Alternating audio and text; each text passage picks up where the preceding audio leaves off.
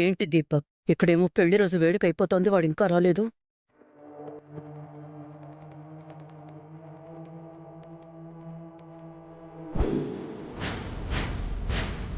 Sir, ఇదే address మీద Virupakshi madam గారికి కొరియర్ వచ్చింది సార్.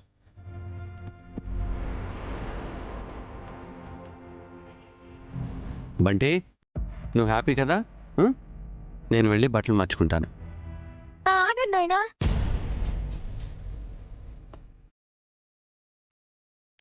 మీ ఇద్దరి కోసం పూలమాలలు తెప్పించుండాను, మీకు ఇచ్చేదానికి మర్చిపోయినాను. అందరం నువ్వు తీసుకురాపో.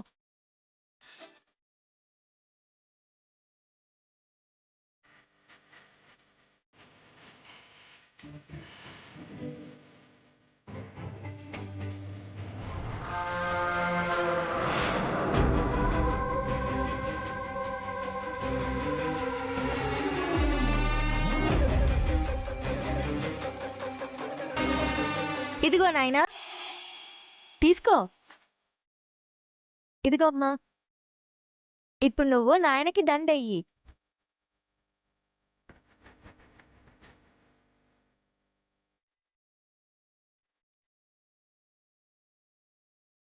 ఏం ఆలోచిస్తా ఉండవు నాయనా? పెళ్లి రోజంటే పూల దండలు కూడా వేసుకోవాలి కదా. ఇదే ఆఖరిది, ఇంకేం మెలికలు పెట్టద్దు. అట్లనేలే నాయనా.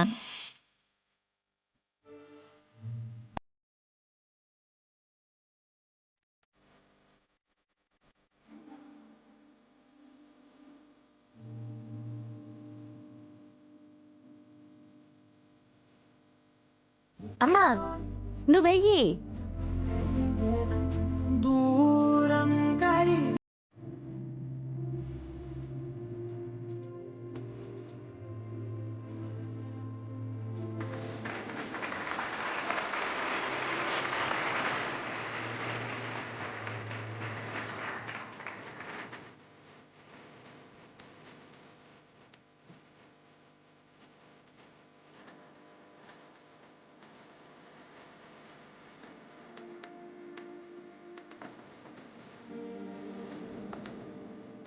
సార్,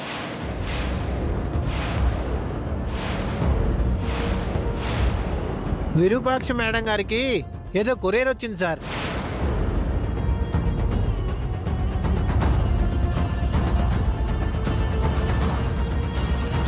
వచ్చింది కొరియరే కదా తాతయ్య, ముందు మీరు పూలేదంతా వేయండి. అయినా విరూపాక్షి కొరియర్ వస్తే ఈ ఇంటికెలా వస్తుంది? అదేంటో చూడు దీపక్. ఆగు దీపక్. ప్రియాతి ప్రియమైన నా విరూపాక్షకి ప్రేమతో నీరా.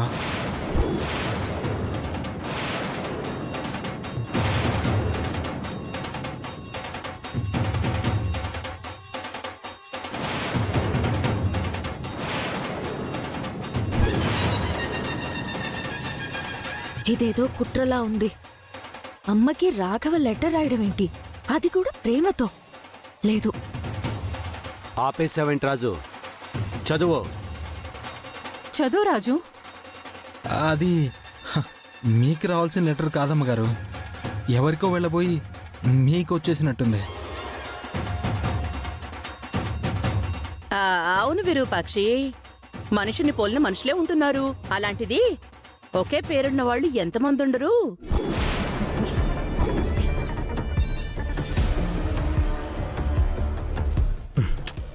ఒకే పేరు 100 మందికి ఉండొచ్చు మమ్మీ, కానీ ఒకే అడ్రస్ అంతమందికి ఉండదు కదా.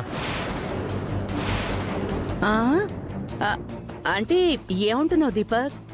ఈ లెటర్ వచ్చింది అత్తయ్యకే అనుకుంటాను మమ్మీ. నువ్వు చదువు రాజు.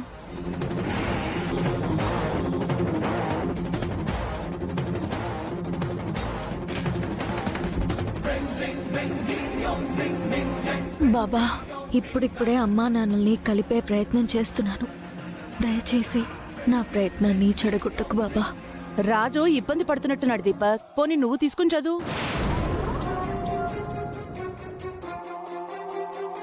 ప్రియాతి ప్రియమైన నా విరూపాక్షికి ప్రేమతో నీ రాగ. విరూపాక్షి, ఆగరా! రే రాఘవా, రాఘవా! ఎంతకాలం నుంచి జరుగుతుందిరా? 2 ఏళ్ళండి అయ్యా.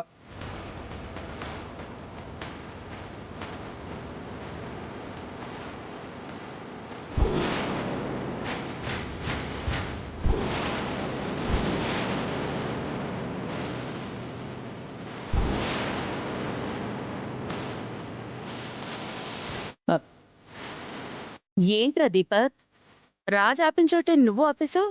చదువు. ప్రియాతి ప్రియమైన నా విరూపాక్షికి ప్రేమతో నీ రాఘవ రాయునదేమనగా. ఆగు దీపక్. బంటి, నువ్వు లోపలికి వెళ్ళు. ఈ దరిద్రం గురించి నువ్వు వినాల్సిన అవసరం లేదు. అలాగే వెళ్ళు. తాతయ్య.